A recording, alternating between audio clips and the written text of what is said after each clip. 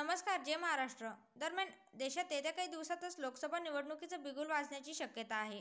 तत्पूर्वी India today आणि C वोटरनं देशाचा मूड काय हा सर्व्हे केला आहे. या सर्व्हेमधून संभाव्य निकाल आश्चर्यकारक असतील अशी माहिती समोर आली आहे.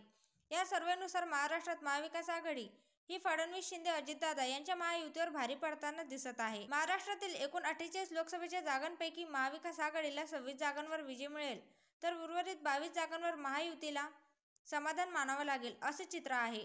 तसेच महायुतीला महाराष्ट्रात 40.5% मतं तर महाविकास आघाडीला 44.5% मत मिळतील असं दिसत आहे. त्यातही महायुतीला तिन्ही पक्षांची मिळून 22 तर महाविकास आघाडीतील काँग्रेसला 12, ठाकरेंच्या शिवसेनेला आणि शरद पवारांच्या राष्ट्रवादीला प्रत्येकी 14 जागा मिळतील असाही अंदाज वर्तवला जात आहे. एवढंच नाही तर गेल्या 2019च्या लोकसभा निवडणुकीत एनडीएनं 41 जागा जिंकल्या होत्या.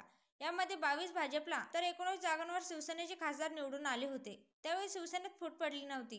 तसेच काँग्रेस आणि राष्ट्रवादीने एकत्र निवडणूक लढवली होती. त्यांना केवळ 6 जागांवर विजय मिळाला होता. यापैकी राष्ट्रवादीला 4 तर काँग्रेसला 1च जागा मिळाली होती. तर औरंगाबाद अर्थात छत्रपती संभाजीनगरमधून एमआयएमच्या इम्तियाज जलील यांनी विजय मिळवला होता.